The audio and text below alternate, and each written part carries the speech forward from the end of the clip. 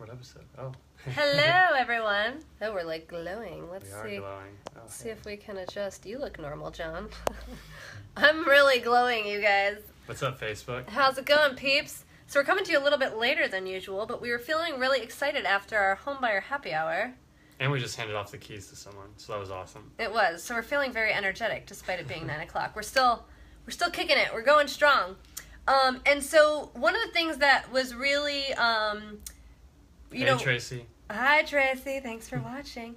One of the things that, a few of the home buyers in the homebuyer happy hour were asking us is, like I have my sights set on, for instance, like a La Jolla or a Mount Helix type neighborhood, like a really awesome, beautiful neighborhood, but like how do I get there? Because obviously here in San Diego, we're talking like potentially like $800,000 to $1 million properties at in those neighborhoods, and ideally that's where we all want to be, right? Everybody would love to be in that house overlooking the ocean, or overlooking the mountains, or like whatever it is. Everybody kind of has that dream home in their head, what they've been thinking about their entire life. Yeah, we've got those on our vision boards, right? Yeah, we've got a few of them. Yeah, like I've got like 5 dream houses, and we're gonna have them all. Right, Tracy? I know that you're with me, sister. So basically, like, how do you get there? Because obviously it's really challenging to not only save up for a house, period, in San Diego with the home prices, but like how do you save for that dream home? How do you get there? What are the steps that you can take to one day end up in that La Jolla property, or whatever it looks like for you?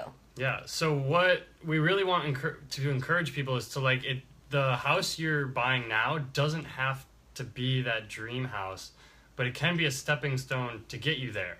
So like you said, it's tough. For instance, if you want a home in La Jolla, like an actual house, you're talking easily in like the 1.2 to 1.5 million, and it goes straight up from there.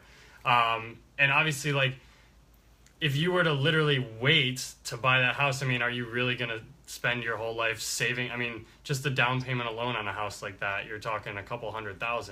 And so, like, to get there, it's prohibitively expensive. But maybe you can start out with, a condo or townhome in this area, and then, like, after 2 or 3 years there, sell that. Now you move to a house in, another neighborhood. And, like, over time, you can work your way up, because instead of paying rent while you're trying to save money for your house, you're paying yourself equity and you're getting appreciation. Yeah. So one of the things that was really shocking to me last year when John and I were starting to have the conversation ourselves about, like, do we buy a house here in San Diego? Because, a lot of you know that we do own property elsewhere out of state, because San Diego is much more expensive. But when we started conversing about the conversation, like, how do we buy in San Diego? I realized that over the 4 years we lived in our studio, so we're talking like 500 square feet, dinky little space downtown, we spent almost $70,000 in that place over 4 years. Like, I was literally, like, the real estate agent in me, like, cried and died a silent death of horror. I was like, oh my God. I put all those numbers into QuickBooks, and I was like, holy crap, John. I, like, literally kind of felt like I wanted to shit my pants. But that's the thing. So, And when we first moved to San Diego, we made a conscious decision that we wanted to invest elsewhere and buy, 4 properties for the price of 1 here in San Diego. But we really, when it came down to running the numbers, I was like, holy moly, we are putting a lot of money in our landlord's pockets, and we get to start putting that in our own pocket. So we found for ourselves the stepping stone property. Like, believe me, this is not the dream property. I love our little house. It's fabulous. But, like, my dream property, I meditate on that one every morning, and I'm manifesting that when it's coming to us.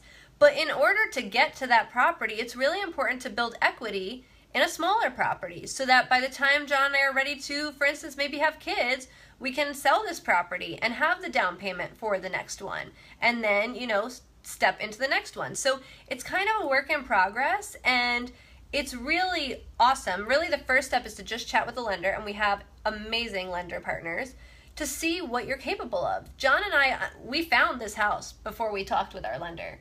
And we found this house, and we were like, okay, this is the house. Now let's figure out the financials, which we did things backwards. Really, ultimately, we should have been talking with the lender, getting, our ducks in a row, and just having an understanding of our purchasing power, so that when it came time to purchase the property, we were in a position to pull the trigger. Thankfully, we're in real estate, so we had a lot of knowledge and could obviously move quickly.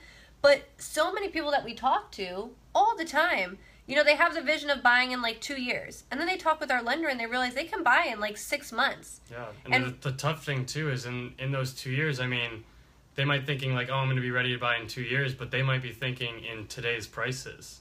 Today's prices might not look the same as in 2 years. So that's another thing, is it's almost like you're waiting to get to the point where you can be ready to buy, but at the same time, the market's just continuing to go up. So it's almost like you're kind of chasing it, but never really catching it. I don't know. And like we lived in our studio for 4 years. Our rent went up every single year. Who's experienced rent increases? If you have, put a 1 in the box. Seriously.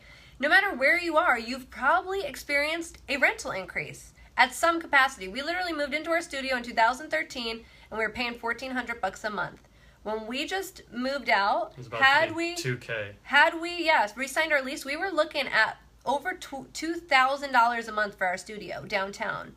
This mortgage is comparable to that studio payment.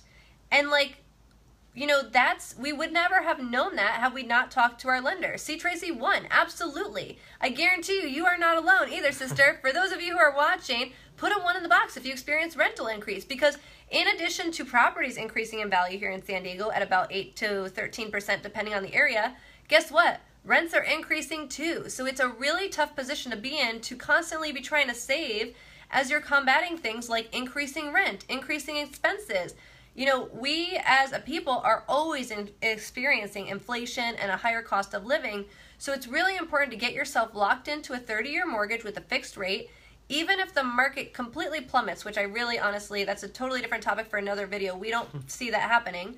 But ultimately, even if the market was to totally take a completely nosedive like crap, you would still be in a fixed rate mortgage, which guess what? As rents are going up around you all over the place in a downturn, you're going to be locked into your monthly payment. So that's the power of ownership. And you're building equity. That's you're the building thing. Like that you're not just throwing that. Hey, Hi, man.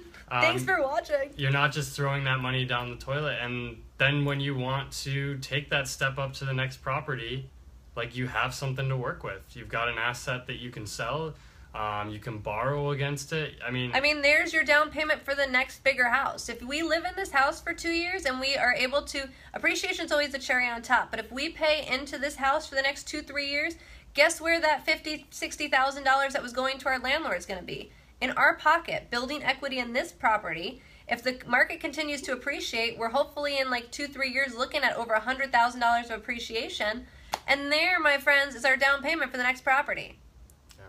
I'm pretty sure I need to give my aunt a shout out because I think this is the first video that you've actually caught live, and she always thinks she's watching live.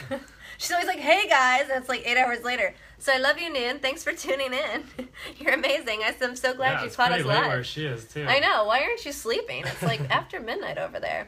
But yeah, so we just encourage you guys, like if you're on the fence, if you're thinking about, potentially buying 2-3 years down the road, we get to chat now because we quite literally, we love building relationship over time. So if you have the vision of buying in 2 years, like we get to totally help you guide through that process, because guess what? In 2 years, when you go to talk to a lender, the likelihood of you being able to pull the trigger like that is highly unlikely. So we get to totally communicate, figure out the steps that you need to take and that you get to take in order to purchase the first home, the stepping stone property. And you may be really surprised and realize that you have the capability to get into a property like right now, stop paying rent to line your landlord's pockets, and instead really start padding your own pockets, my friends. That's the way to do it. Yeah. Hit us up if you got questions. Yeah, we're super chill. You guys know that. We love to talk about this stuff. We could talk all night. Like John and I, we could talk till midnight about this and just entertain Noon all night long. Oh, looking handsome, Jack. Isn't he looking studly, Noons? Thanks, you guys, for watching. I love you guys, and we always appreciate your support and you tuning in to Getting Real with Real Estate. But yeah, this was one that we got a lot of questions tonight on at the happy hour, so we're excited to bring you this message. Tune in next time to the Steeles. Later, guys. See you later.